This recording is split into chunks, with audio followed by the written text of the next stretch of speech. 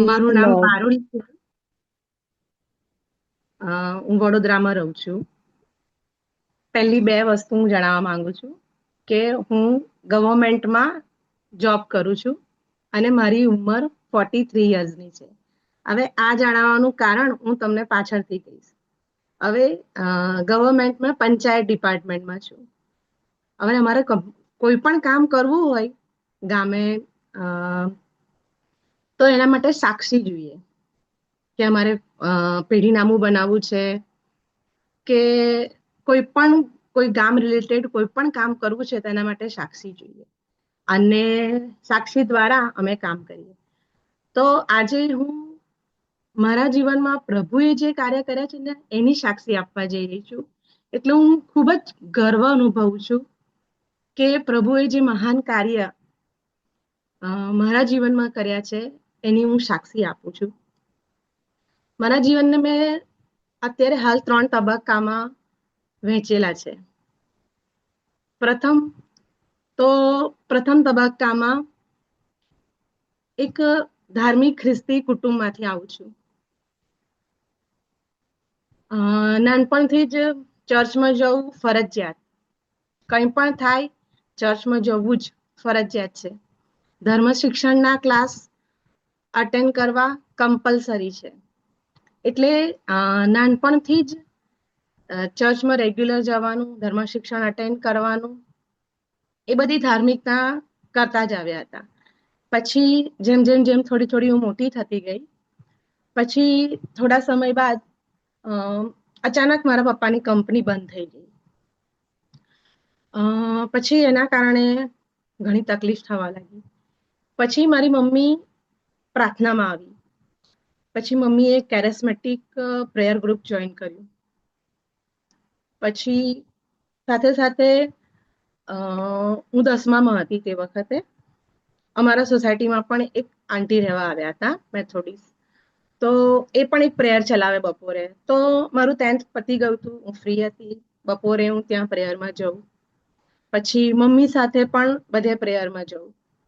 પછી મમ્મી પ્રાર્થનામાં વધતી ગઈ.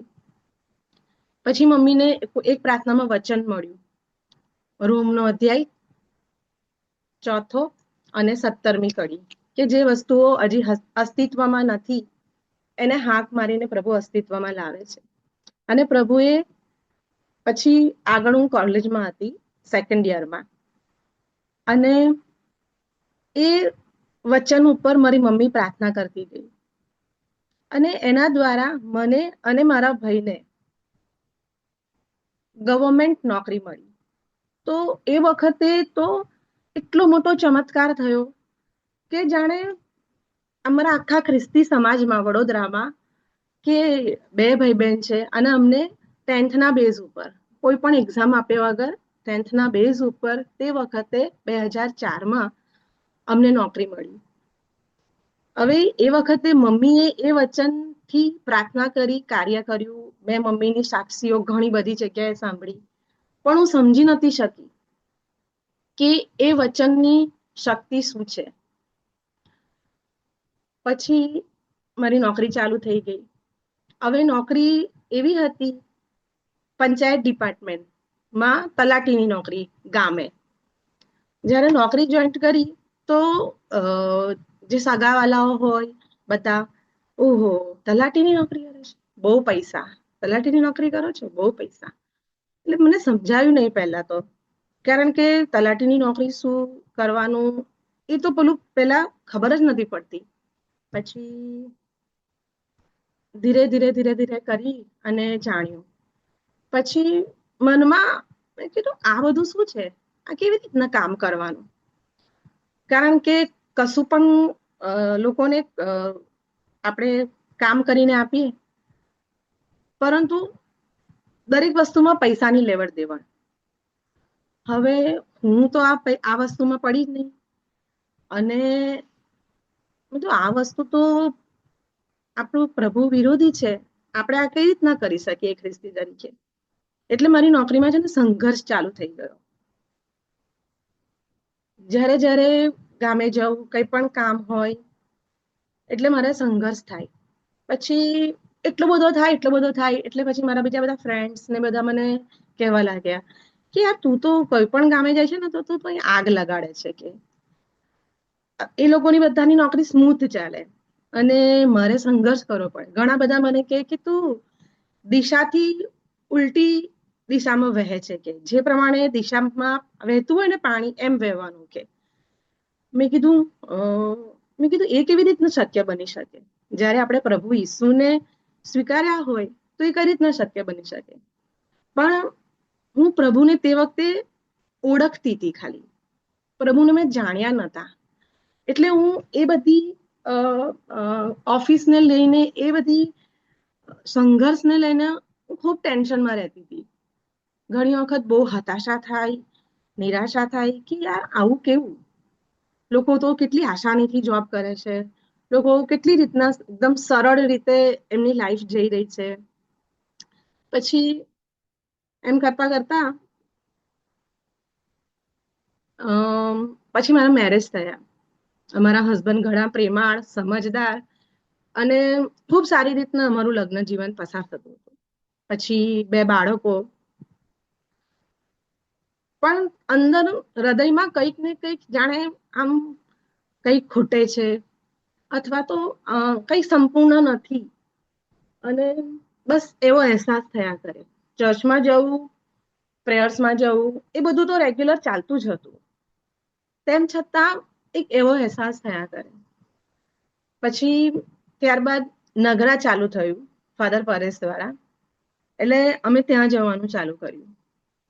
એટલે મહિનામાં એક વખત જઈએ એટલે ખૂબ સારું લાગે. મને એમ થાય કે ઓહ વાવ, બહુ સરસ જગ્યાએ આવી ગઈ છું અને એક રિલેક્સેશન મળે કે આખા મહિનાનું મારું ફ્રસ્ટ્રેશન કે ગમે ત્યાં જે પણ થયું છે બસ ત્યાં જવું, બેસું અને પ્રેયર અટેન્ડ કરું, હોલ નાઇટ પ્રેયર. પછી પાછી આવું ઘરે, ફરી પાછી જે ઓફિસનું રૂટીન ચાલુ થાય એટલે પાછું એનું એ જ ચક્ર ચાલુ. કારણ કે હું એ જે સિસ્ટમ છે એ સિસ્ટમમાં એડજસ્ટ જ નથી થઈ શકતી. ખોટું કરવાનું કે પૈસા લઈને ખોટું કરવું એ બધી બહુ જ સામાન્ય બાબત હતી. એટલે હું એમાં કોઈ પણ રીતે એડજસ્ટ થતી નથી અને એના લીધે મારે ઘરું ઘર્ષણ થયા કરે, રાજકારણીઓ સાથે ઘર્ષણ થયા કરે, ગામ લોકો જોડે ઘર્ષણ થયા કરે. એટલે હું અંદર ને અંદર એટલી બધી આમ પીડાતી હતી કે આનું શું સોલ્યુશન. અને એક માનવ સ્વભાવ દ્વારા જો કઈ કહું ને તો એમ વિચાર આવે કે આપણી જોડે આમ બધું સારું થવું જોઈએ, બધું સરસ થવું જોઈએ, કમ્પ્લીટ ચાલવું જોઈએ લાઈફ, આમ એવી એક ધારણા, એક એવી ઈચ્છા હોય. એટલે યાર આવું કેમ થાય છે, આવું શું કામ થયું, અને એટલા બધા પ્રશ્નો અને જાણે કે બસ લાગે કે નો, લાઈફમાં બધી રીતના બધું જ સારું ચાલે પણ અંદરના હૃદયના અંધાણમાં કંઈક ને કંઈક એમ કે આટલું બધું ઘર્ષણ, આટલો બધો સંઘર્ષ.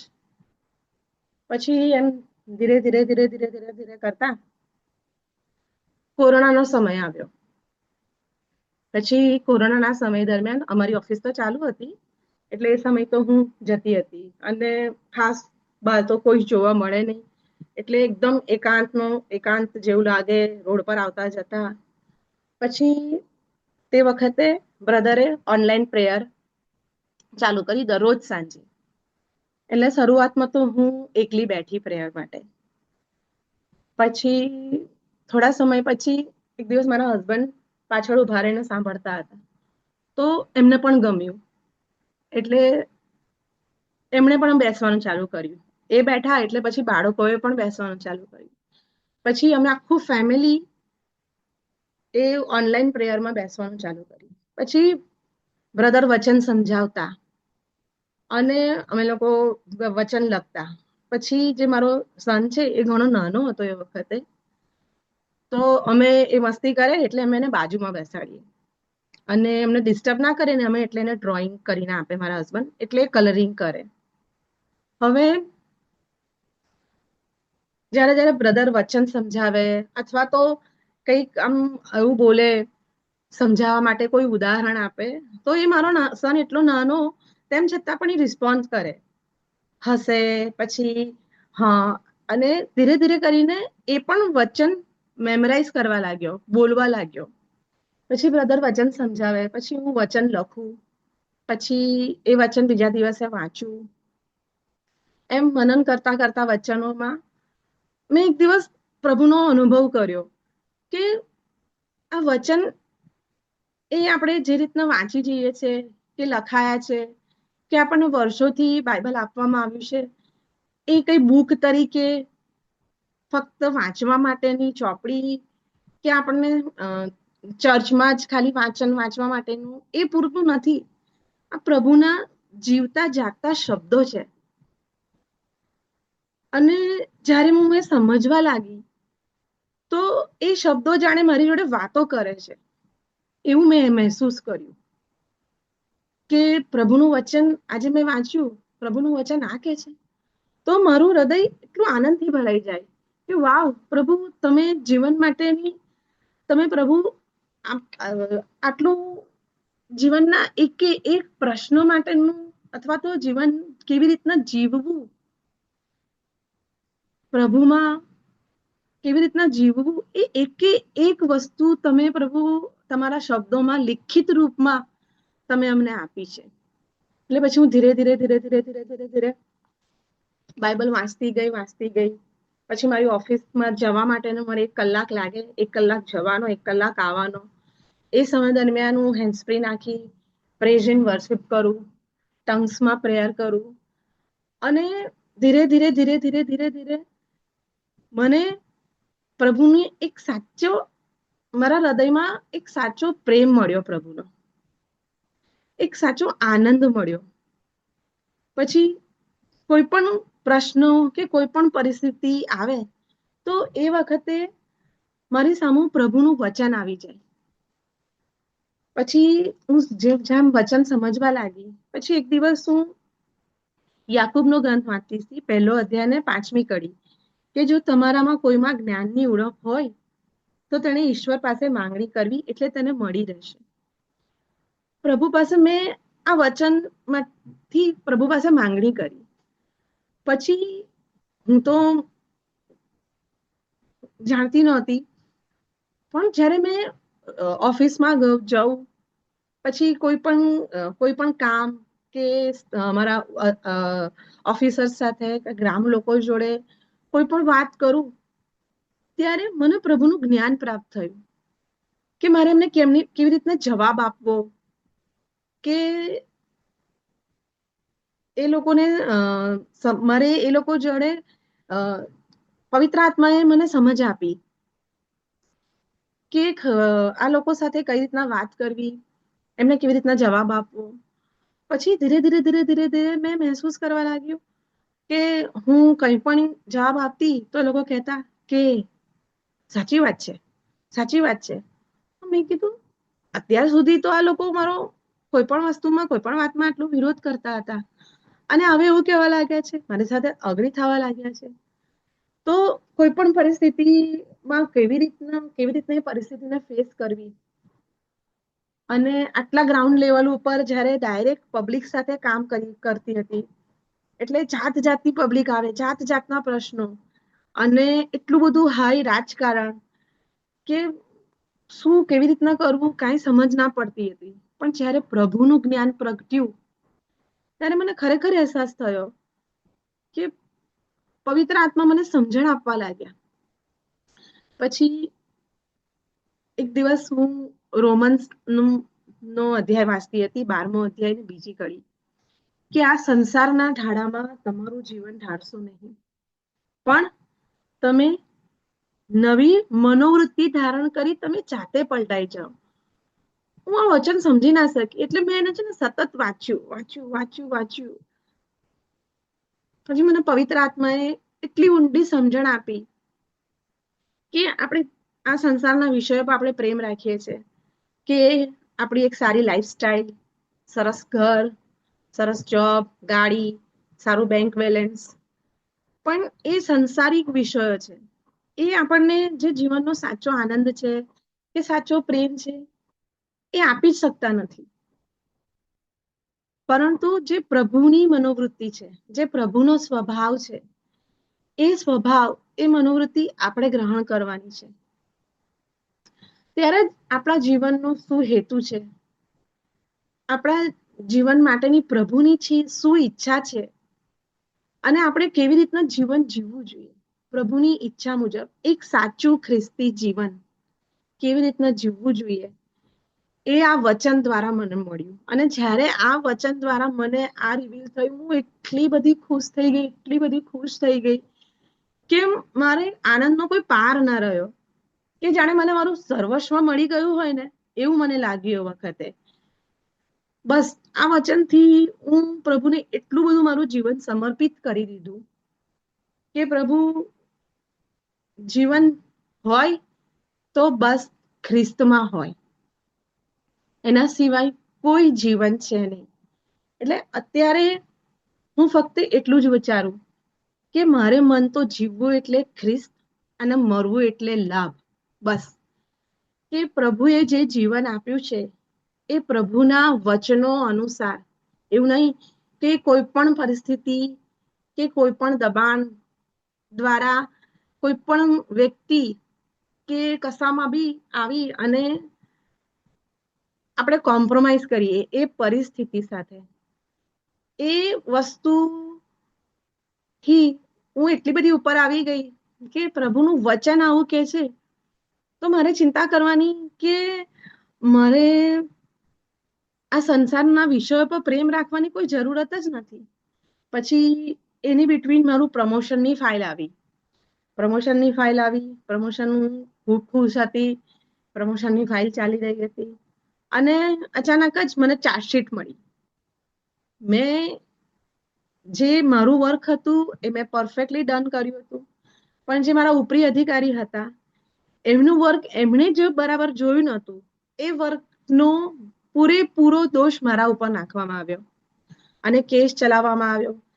4.5 વર્ષ સુધી કેસ ચાલ્યો અને એક કેસમાં કોઈ કહેતા કોઈ, આખી પેનલ હોય છે એમાંથી કોઈ કહેતા કોઈને કસૂરવાર ન ઠરાવે, મને એકલી કસૂરવાર ઠરાવી અને મારું ઇન્ક્રીમેન્ટ બંધ કર્યું. પણ તે વખતે હું આ વચનની શક્તિને જાણી ગઈ હતી, એટલે હું પ્રભુમાં એટલી અડગ અને મક્કમ રહીને ટકી રહી કે ના હતાશ થઈ, કે ના નિરાશ થઈ, કે ના મેં કોઈ દોષ આપ્યો.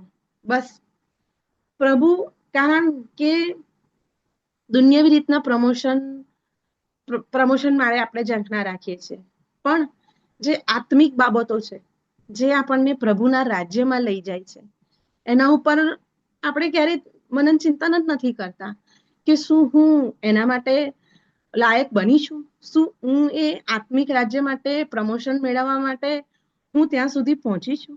પ્રભુના વચનો પર, કે પ્રભુના વચનો પર મારો વિશ્વાસ વધુ મક્કમ થયો છે, કે વધુ હું પ્રભુના વચનો અનુસાર મારું જીવન જીવું છું કે કેમ. પણ મને આ વચનથી શક્તિ મળી હતી એટલે એ કેસ પણ પૂરો થયો, એ સજા પણ પૂરી થઈ. ફરી મારું પ્રમોશન આવ્યું આ વર્ષમાં, ફરી ફાઇલ ચાલી અને હજુ મને કોઈ નોટિસ નથી મળી. બીજા ગામે છું, કોઈ નોટિસ નથી મળી, તેમ છતાં ફરી મારું પ્રમોશન અટકાવી દીધું. હું સમજી જ ના શકી કે આ કઈ રીતના બની શકે છે.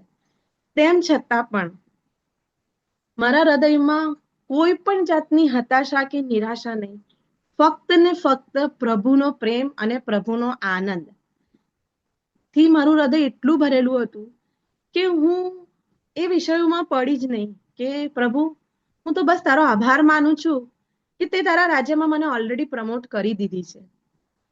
દુનિયાવી રીતના મને પ્રમોશન મળે કે ના મળે, પણ હું તારા રાજ્યમાં ઓલરેડી પ્રમોટ થઈ જ ચૂકી છું પ્રભુ. અને આ વચનની શક્તિથી અત્યારે હું જીવનના પ્રત્યેક ક્ષણમાં, દરેકે દરેક દિવસ હું ચમત્કારનો અનુભવ કરું છું. જ્યારે જ્યારે કોઈ પણ ઘરની હોય કે બહારની કે જોબની, અને સૌથી વધારે સ્ટ્રેસ મારો જોબનો જ છે, કારણ કે લોકોના કહેવા મુજબ હું જે સિસ્ટમ છે એની ઉલટી દિશામાં વહું છું, કારણ કે આપણે પ્રભુ ઈસુના બાળકો છે અને પ્રભુ ઈસુના બાળકો પ્રભુ ઈસુના વચનમાં વચન અનુસાર આપણે જો ચાલનારા બાળકો છે, તો આપણે કોઈ ભ્રષ્ટાચાર કે કોઈ ખોટી વસ્તુમાં આપણે સહભાગી નથી બનતા. તો હું અત્યારે એ પ્રભુના આનંદથી મારા હૃદયને ભરાના કારણે પ્રભુ જ્યારે જ્યારે એ પરિસ્થિતિ ઘર રિલેટેડ હોય, જોબ રિલેટેડ હોય, તો જ્યારે જ્યારે પરિસ્થિતિ આવે છે, તો પ્રભુ મને વચન આપે છે. પવિત્ર આત્મા એ જ ઘડીએ મને વચન આપે છે. હું બાઇબલ વાંચતી ગઈ અને રોજે રોજ પ્રભુના વચનોથી, પ્રભુની સ્તુતિ આરાધનાથી મારા મન, આત્મા, શરીરને ભરતી ગઈ. તો અત્યારે જ્યારે પણ કોઈ પરિસ્થિતિ મારા જીવનમાં આવે છે કે કોઈ પણ પ્રશ્ન આવે છે, તો એ પ્રશ્ન મને ડિસ્ટર્બ નથી કરતો અને પ્રભુ મને મારી નજર સામે મારા મનમાં તરત જ એ વસ્તુને રિલેટેડ વચન લાવે છે કે દીકરા, મારું વચન આ કહે છે. તો હું એટલી બધી પ્રભુના આનંદથી ભરાઈ જાઉં છું કે thank you Jesus, thank you અબા પિતા, કે તમે મને આટલો બધો પ્રેમ કરો છો, કે તમે મારી નાનામાં નાની આટલી દરેક વસ્તુની કાળજી રાખો છો. ઇવન મારા હેર લોસ બી થવા માંડે તો હું વિચારવા લાગી કે યાર, મારા બહુ વાળ ઉતરે છે, હવે હું શું? તો પ્રભુએ મને વચન આપ્યું કે તારા માથાના વાળ પણ ગણેલા છે, તો તું શું કામ ચિંતા કરે છે? તો હું એટલું બધું હસી મનમાં કે ખરેખર પ્રભુ કેટલી કાળજી રાખે છે. પ્રભુ આપણને કઈ જ કશું એટલું કરવાનું કહેતા નથી કે બધું છોડીને, પણ ખાલી પ્રભુને જીવન સમર્પિત કરવાનું અને પ્રભુના વચનો, જે વચનો જીવતા જાગતા છે, જે મેં અનુભવ્યા, એટલો બધો પ્રભુના વચનોનો પ્રભુનો અનુભવ કર્યો. અને સાથે સાથે મારા કુટુંબ, મારા હસબન્ડ, મારા બાળકો, એ લોકોને પણ ઘણી બધી વખત મારા બાળકોને હું કહેતી હોઉં અને પછી કોઈ એવી પરિસ્થિતિ ઘરમાં નિર્માણ થાય અને પછી એમને કહું, ઉભા રહો, હું તમને બાઇબલમાંથી વચન બતાવું છું કે આ પરિસ્થિતિ માટે શું કહે છે. એટલે બંને જણા, મારો સન અને મારી ડોટર, બંને જણા કહે છે મમ્મી હવે બાઇબલ કાઢશે અને અમને બતાવશે. પછી હું એમને વચનથી વાત કરું કે જો બેટા, આપણા પ્રભુ આપણને આ કહે છે, તો આપણે આ પ્રમાણે આપણું જીવન જીવવાનું છે, નહીં કે સંસારની રીતે. એક બહુ મોટો ફ્લો છે કે એક તરફ જઈ રહ્યો છે અને રસ્તો બહુ મોટો છે, અને એક બહુ નાનો રસ્તો છે, એને શોધી કાઢનારા બહુ ઓછા છે, પણ એ પ્રભુનો માર્ગ છે, તો આપણે આ માર્ગે જવાનું છે. એટલે પ્રભુના વચન કેટલા પાવરફુલ છે અને એ આપણા જીવનમાં કેટલે સુધી કામ કરે છે, એ જ્યારે આપણે જાતે અનુભવીએ ત્યારે જ આપણે જાણી શકીએ.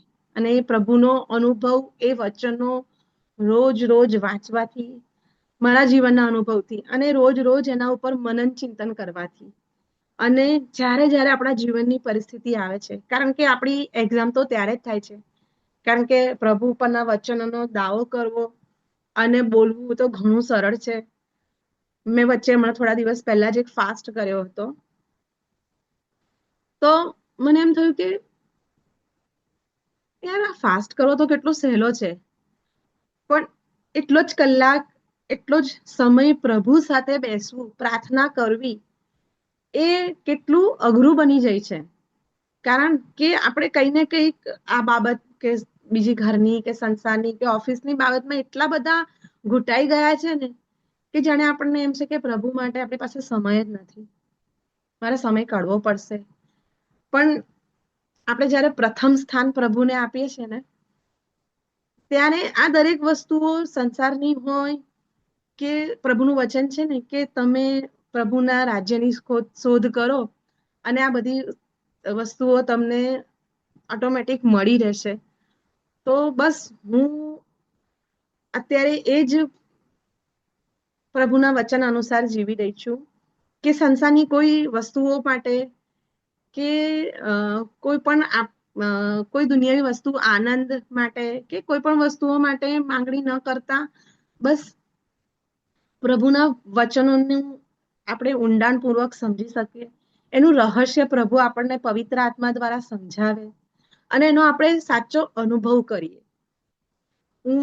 મારી તબિયત બી કદાચ સારી ના હોય અને હું જ્યારે આમ મનમાં બી વિચારું કે યાર, મારી બોડીમાં કેવું થાય છે, તો મને વચન આવે કે તમારું શરીર તો પવિત્ર આત્માનું મંદિર છે. તો હું 2 મિનિટ માટે તો મારા શરીરમાં આખી આમ ધ્રુજારી થઈ જાય કે હા પ્રભુ, તો પછી એ શરીરમાં કમી ઘટી કેમની હોય, કે એ શરીરને કેવી રીતના આપણે કરી શકીએ કે તું બીમાર છું, કે તને આની જરૂર છે. એટલે જીવનમાં આવતી દરેક દરેક પળના એક તો એમ કહું છું કે ક્ષણે ક્ષણમાં પ્રભુ મારા જીવનમાં ચમત્કાર કરી રહ્યા છે.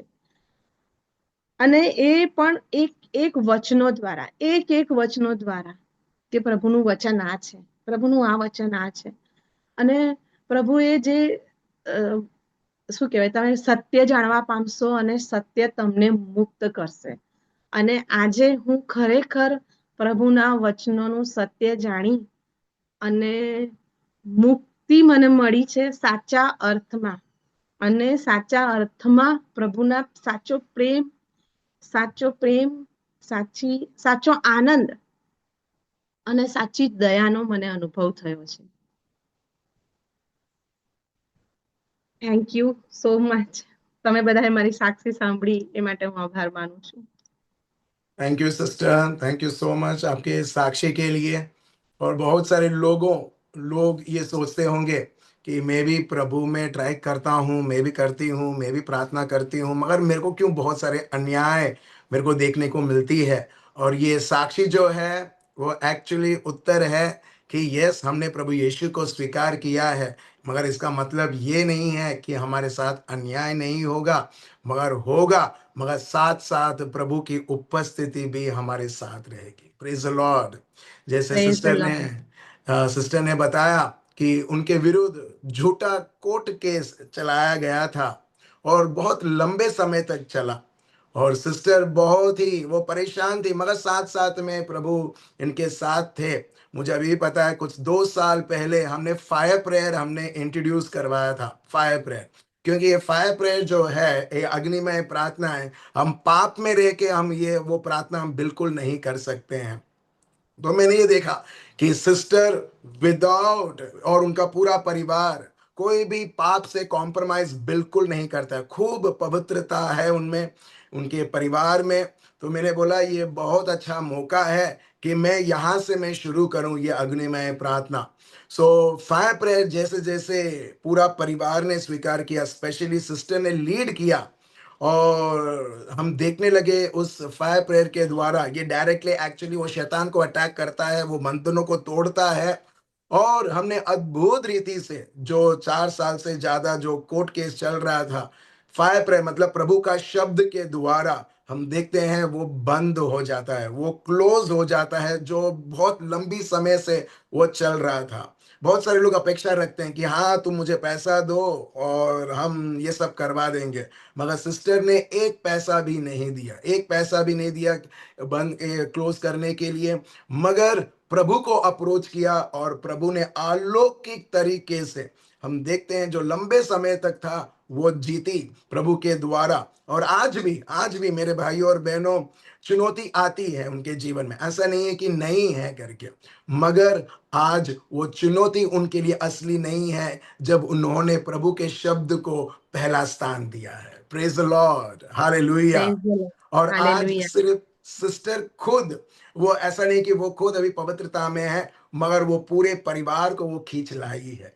इनके 2 बच्चे, प्रभु उनको बहुत ही अलग रूप से पवित्र आत्मा के सामर्थ के द्वारा उन्हें उपयोग कर रहे हैं। इनकी जो बेटी है, हम देखते हैं 99% 12th में मिला, और वो कौन सा क्या कारण क्या है? कारण है क्योंकि ये पूरे परिवार ने प्रभु को पहला स्थान दिया है, प्रभु के शब्द को दिया है, और प्रैक्टिकली इनके जीवन को हम देख सकते हैं, इनके परिवार को हम देख सकते हैं। Praise the Lord. So thank you so much sister आपके इस गवाही के लिए। क्या आप हम सब लोगों के लिए प्रार्थना कर सकते हैं सिस्टर? યસ. हाँ। પિતા પરમેશ્વર, તમારો આભાર માનીએ છીએ. પ્રભુ યેશુ, પાવન આત્મા દેવ, આજનો આ સુંદર દિવસ તમે અમારા જીવનમાં ભેટ રૂપે આપ્યો. પ્રભુ, તમે અમને અત્યાર સુધી સાચવ્યા, સંભાળ્યા અને અમારી દુનિયાવી દરેક જરૂરિયાત તમે પૂર્ણ કરી પિતા. એ માટે તમારો આભાર માનીએ છીએ પ્રભુ. પ્રભુ, આજની આ પ્રાર્થના માટે આભાર માનું છું. આજની અમારી સાક્ષી માટે તમારો આભાર માનું છું પ્રભુ. પ્રભુ, જે મહાન કાર્યો તમે મારા જીવનમાં કર્યા એ માટે તમારો આભાર માનું છું પ્રભુ. પ્રભુ, આજે ઉપસ્થિત રહેલ દરેક વ્યક્તિને પ્રભુ તારા પવિત્ર છાયમાં પ્રભુ સમર્પિત કરું છું પ્રભુ. દરેક વ્યક્તિને અને એમના કુટુંબીજનોને બધાને પ્રભુ તમારા ચરણોમાં સમર્પિત કરું છું પ્રભુ. પ્રભુ, તમારી કૃપા, તમારો પ્રેમ, તમારો આનંદ પ્રભુ એમના જીવનમાં વહે અને પ્રભુ તમારા વચનો દ્વારા તેઓ તમારા સાચા પ્રેમનો અનુભવ કરી શકે અને દરેક પરિસ્થિતિમાં પ્રભુ તમને જ કેન્દ્ર સ્થાને રાખી અને જીવન જીવે પ્રભુ. એવી કૃપા તમારા પવિત્ર આત્મા દ્વારા પ્રભુ તમે અમને સૌને આપો અને એક કુટુંબને પ્રભુ તમે આશીર્વાદિત કરો અને તમારા પ્રેમથી ભરો. હવે પછીનો સઘળો સમય પિતા પરમેશ્વર તમને સમર્પિત કરું છું. તમે અમને સાચવો, સંભાળો અને તમારા માર્ગ ઉપર દોરી લઈ જાઓ. આ પ્રાર્થના મારા પ્રભુ ઈસુ ખ્રિસ્તના નામમાં કરું છું. Amen. Amen. Praise the Lord. चलिए मेरे भाई Praise और the बहन